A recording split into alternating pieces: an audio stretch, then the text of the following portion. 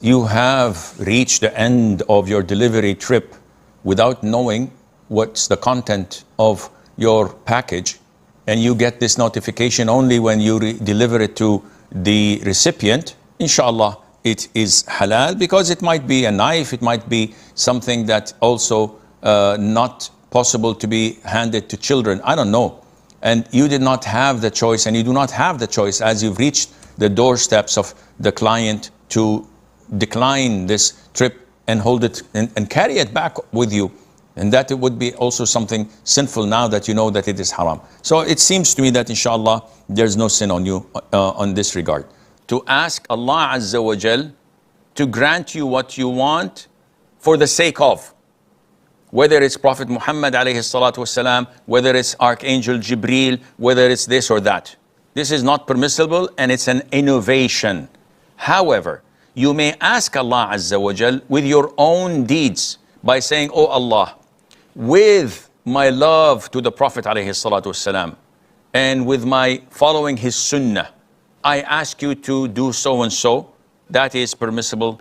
First of all, the verse you're referring to is verse number 65 and 66 in chapter 9, Surah At-Tawbah. And this relates to three who were on an expedition with the Prophet ﷺ to Tabuk, and they made fun of the companions. May Allah be pleased with them. And most likely they were hypocrites. So the verses were revealed to expose them and to state that because they made fun of Allah Azza wa Jal, his signs or verses, and the Messenger ﷺ, they've nullified their iman and committed an act of disbelief or apostasy. Now, if someone makes fun of the khutbah, which is one of the rituals of Islam, or makes fun of the prayer, or makes fun of the adhan, this nullifies his Islam. Because Islam is based on revering and honoring the rituals of Islam. The moment you ridicule or insult or make fun or degrade any of that, it takes you out of the fold of Islam. Even if you were not intending it in the sense that I was merely having fun, I had no ill intention. So many people say this, not knowing that the verse exactly refers to this. Allah says, and if you were to ask them, they would say, إِنَّمَا كُنَّا نَخُوضُ وَنَلْعَبُ. We were just chit-chatting and fooling around. Allah says, أَبِاللَّهِ وَآيَاتِهِ وَرَسُولِهِ كُنْتُمْ تَسْتَهْزِئُونَ.